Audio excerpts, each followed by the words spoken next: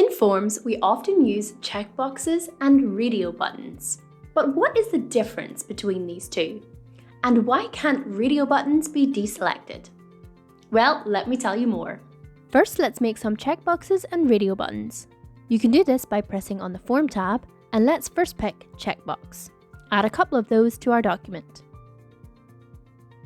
Then click on Radio button and add some of those to our document.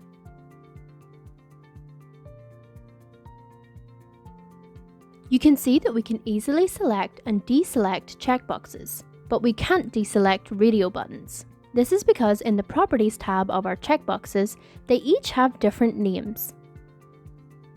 But with our radio buttons, they all fall under the same group. You can see they are all listed as Group 1. So let's add a new button that's going to help us do that. Let's click on Push button and create a new button beside our radio buttons. Double-click to access the properties and let's name this button Clear. In the Options tab, make sure it's listed as Label Only and insert the label name Clear. In the Actions tab, we're going to select the action Reset a Form and make sure that we're only selecting Group 1. Now this new push button will help us clear the radio buttons field.